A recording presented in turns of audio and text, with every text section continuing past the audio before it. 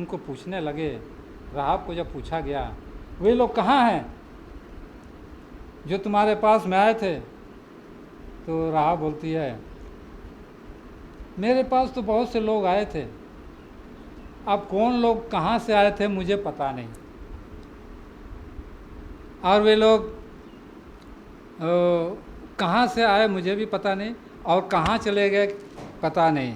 जब सांझ को जब गेट का दरवाज़ा बंद होता था, ऐसे समय में, अंधकार के समय में वो लोग निकल के चले गए। और बोलने लगे, उसको राजा, उसको जो है राजा के तरफ से जो आए थे उनको कहने लगे कि वे जानते हो, ये दो जो आए थे, दो जो व्यक्ति आए थे, वे लोग इस देश का भेद लेने आए थे, इसका तलाश करने के लिए आए थे, हमें उनका तलाश है। राहाब ने उनको बचाव की और बोली, ये लोग तो जब अंधकार हुआ तो ये लोग निकल के चले गए, आप लोग अगर अभी जल्दी से जाइएगा तो उनका पीछा करिएगा तो वो लोग ज़रूर आप लोग पकड़ लेंगे, इसलिए आप लोग जाइए और जर्दन नदी तक आप लोग इधर पीछा करिए, आप उनको ज़रूर पकड़िएगा। और इन ऐसा करके जो उसका जो तलाश ले रहे थे उनको विदा करके उनको भेज देती है। और तब राहाब ऊपर जाती है सबको भेज करके, और ये दो व्यक्ति जो थे उनसे बातें करती है और उनको बोलती है, मैं जानती हूँ, अगर हम लोग जोशुआ के दो अध्याय में हम लोग पढ़ेंगे तो उसका कहानी आपको मिलेगा। देखते हैं क्या उन्होंने बातचीत किया। हम लोग थोड़ा एक झलक हम लोग पढ़ते हैं बाइबल से, जोशुआ का 2 अध्याय में।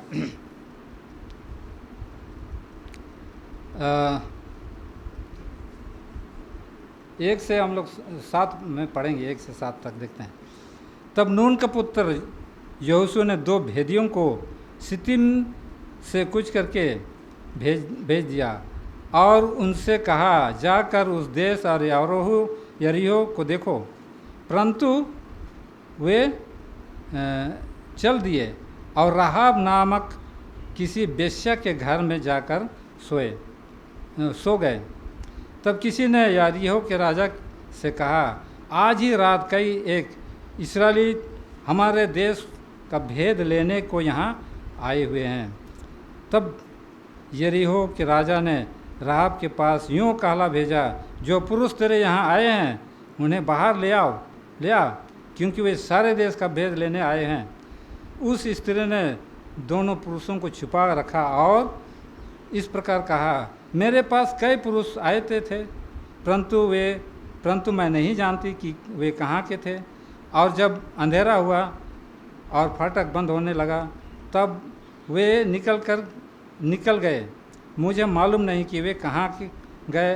तुम फुर्ती से करके उनके पीछा करो। इधर 8 पद से इधर में हम पढ़े 8 पद के बाद, वे लेटने ना पाए थे कि वह स्त्री छत पर उनके पास जाकर उन पुरुषों से कहने लगी, मुझे यह निश्चय है कि यहोवा ने तुम लोगों को यह देश दिया है। राहाब को ये विश्वास हो गया था, उसको पता हो गया था। राहाब जो है परमेश्वर के इस्राएलियों के विषय में सुन चुकी थी कि किस तरह से परमेश्वर ने उनकी अगुवाई की है। आगे हम लोग पढ़ते हैं, यह देश दिया है और तुम्हारे भय हम लोगों के मन में समाया है और इस देश के सब निवासी तुम्हारे कारण घबरा रहे हैं, क्योंकि हमने सुना है कि यहोवा ने तुम्हारे लिए मिस्र से निकलने के समय तुम्हारे सामने लाल समुद्र का जल सुखा दिया और तुम लोगों ने सिहोन और ओग नमक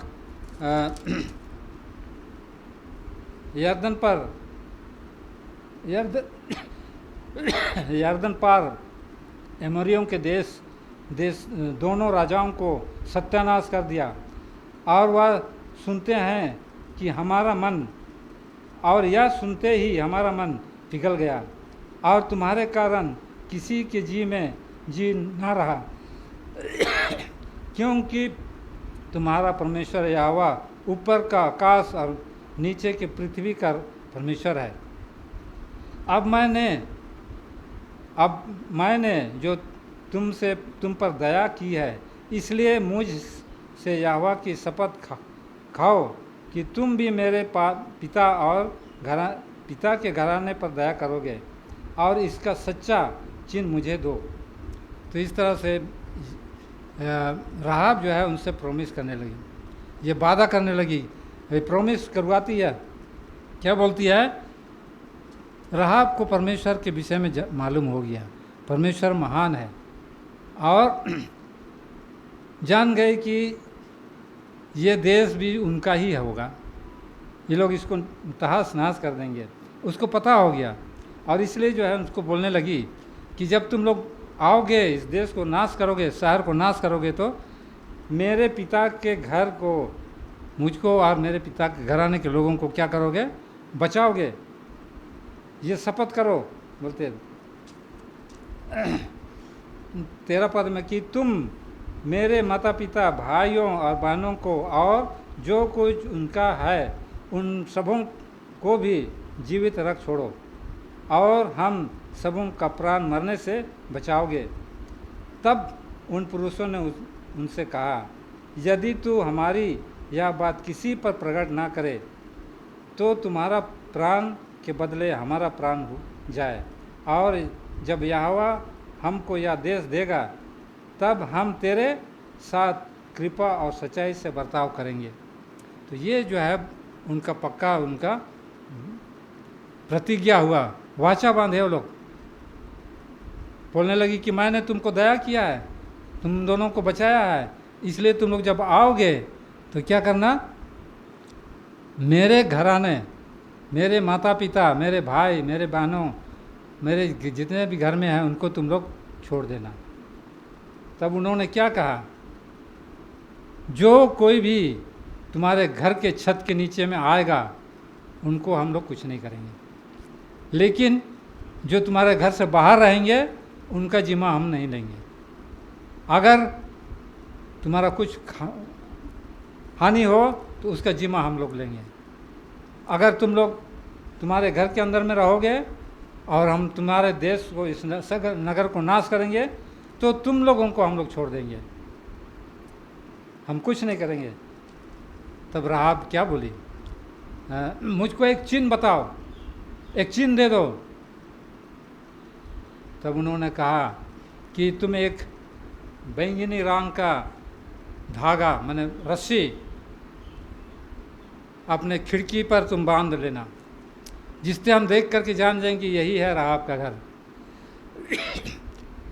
पर्पल स्ट्रिंग, लाल, हिंदी में बोलता लाल रस्सी, लाल फीता रस्सी, जिसके द्वारा तुम हम लोगों को खिड़की से बाहर निकाली, क्योंकि वो छत के ऊपर में रहती थी, वो दीवार में रहती थी, और जब रात अंधेरा हुआ तो इन भेदियों को उसने छत में जाके खिड़की से जो है उनको रस्सी से नीचे उतार के छोड़ देती है। ये लाल रंग, ये लाल धागा बहुत ही इम्पोर्टेंट था, एक चिन्ह था। अगर हम लोग पढ़ेंगे बाइबल में तो ये लाल धागा, रेड स्ट्रिंग, लाल सूत बहुत ही इम्पोर्टेंट है। उत्पत्ति से लेकर के प्रकाशित वाक्य तक में इसका जिक्र है। शायद राहाब को इस लाल रंग का महत्व कुछ मालूम नहीं था। इसके बाद कुछ ने विश्वास, उस रस्सी पर विश्वास नहीं की थी। उस किस पर विश्वास की थी? परमेश्वर पर विश्वास की थी। लाल सूता पर क्या विश्वास? कोई भी रंग का हो, कुछ भी हो। ये जो है लाल रंग का सूता जो है, धागा जो है, रस्सी, पूरे बाइबल में दौड़ता है। जब इस्राएली लोग मिस्र से बाहर निकल रहे थे फसह का समय में, तो मूसा ने क्या कहा था? सभी लोग अपने फाटक में क्या करें? मेमना का लहू लाल रंग से रंग कर दें। अगर कोई नहीं रंग करेगा और जब सर्द हो तो वहाँ से पास होगा, पास ओवर इसीलिए बोलते हैं। और जिस घर में ये लाल रंग को नहीं देखेगा चौखट पर, उसके क्या होंगे, पाला उठा मर जाएगा। इस्राएली लोग सबों ने उस लाल रंग लगाया था। और हम जानते हैं कि मिस्र देश में जो राजा और जितने मिस्री लोग, किसी ने नहीं लगाया था। सब के सब क्या हो गए, पाला उठे लोग क्या हो गए, मर गए। राजा का हो या कुछ भी, किसी का भी हो, ये लाल रंग यीशु मसीह जो है का खून के बदल रंग है, प्रतीक है। वो लाल रंग पर विश्वास की थी, उस लाल रस्सी पर विश्वास की थी, यानी कि परमेश्वर पर विश्वास की थी।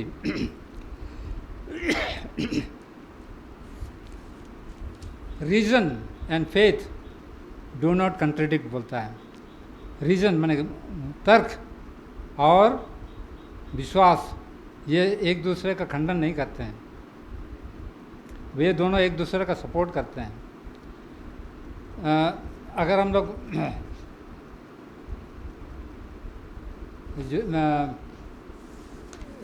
जेम्स में भी कहता है, याकूब के किताब में भी हम लोग अगर पढ़ेंगे तो बोलता है कि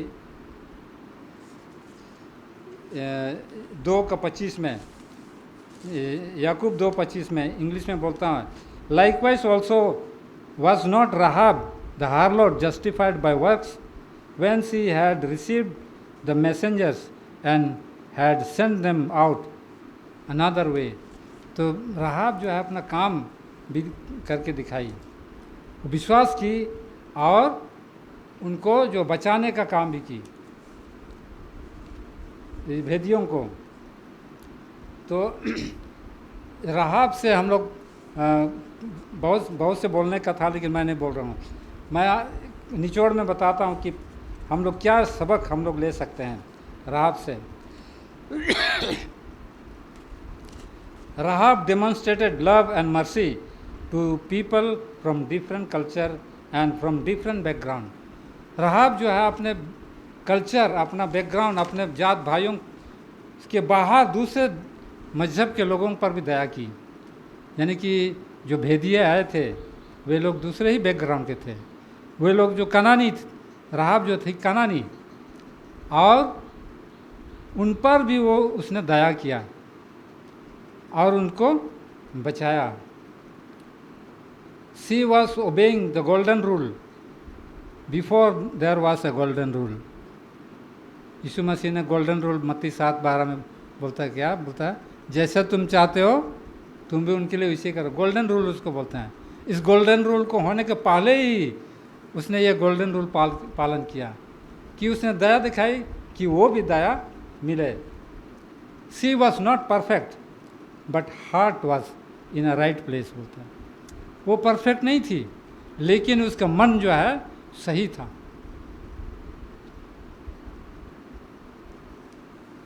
The spies demonstrated reciprocal appreciation. We will save you when the city is attacked. The merciful shall retain mercy. पहाड़ी उपदेश में यीशु मसीह बोलता है, जो दया करो तो तुम पर भी दया किया जाएगा। तो ये लोग भी उनका राहाब displayed exact obedience as a small matter. Hang the same red rope from the same window again. We have to help people who help us.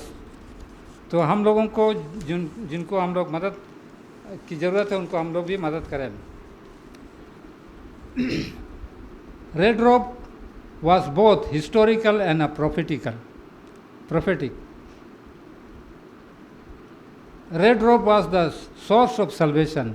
ये जो लाल रस्सी जो है था उद्धार का एक क्या था, जरिया था, सोर्स।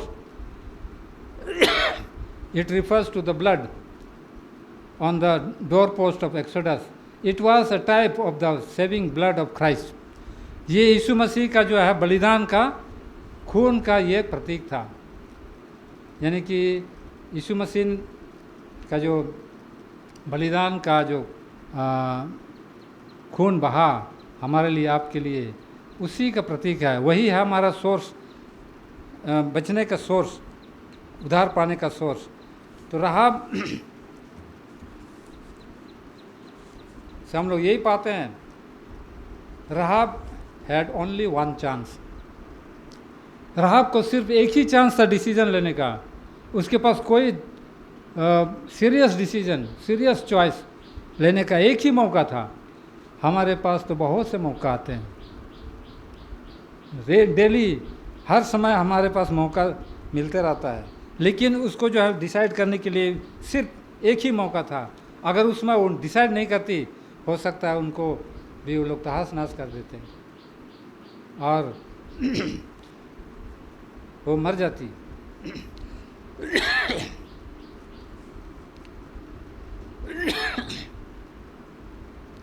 राहाब जो है बोलता है कि राहाब उससे शादी हुई, जो स्पाई उसके घर में टिका था, दो भेदिए जो आए थे ना, उनमें से एक भेदिए के साथ में उनका शादी हो गया था, जिसका नाम था सलमन। और ये सलमन कौन था? She married to Salman who may have been the one of the spies. From this marriage Boaz was born. इस राहाब के परिवार से जो बोआज का जन्म हुआ था। We all know Boaz married Ruth, and from Ruth this lineage came to David. और बोआज के परिवार से, रूथ के परिवार से दाऊद राजा का जन्म हुआ। और दाऊद राजा जो है किसका था? दाऊद किसका था? जेसी का पुत्र था। और दाऊद के बाद उसके परिवार से ही यीशु मसीह का जन्म हुआ। आप देख सकते हैं कितना इम्पोर्टेंट चीज़ है। हम ऐसा ना समझे कि हम जो हैं बहुत क्या है, छोटे हैं, कोई काम के नहीं हैं, लेकिन परमेश्वर जो है छोटे छोटे चीज़ों से काम करता है।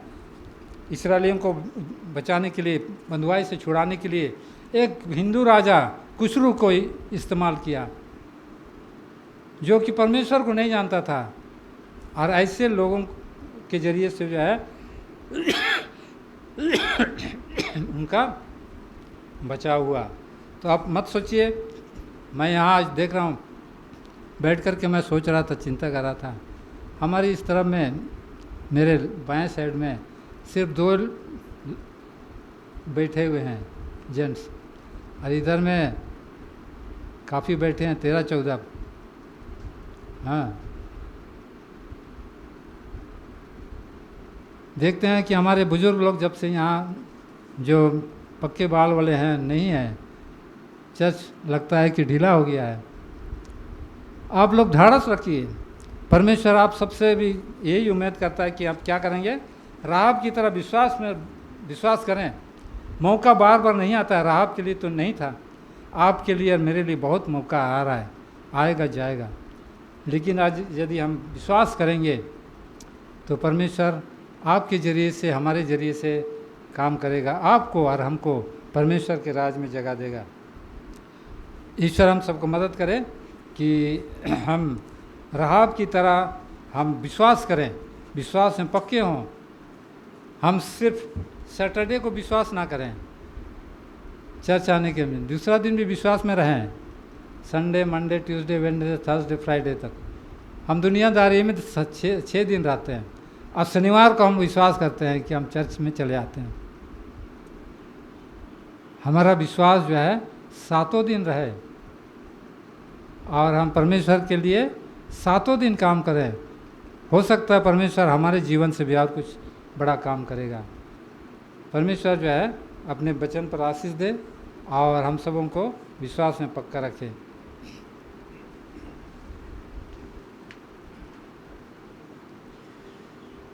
सुंदर वचन के लिए मैं पादरी गौरव को धन्यवाद देता हूँ।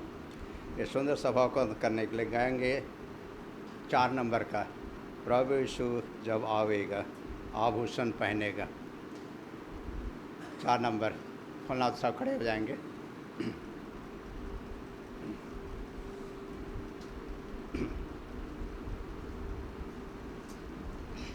प्रभु यीशु जब आवेगा आभूषण पहनेगा, सब आभूषण सुंदरतन निज प्यारे अनमोल बोल के तारे समावे उसके मुख को सच के उसके सिर पर चमकेंगे सब सुंदर अनमोल अपने काम से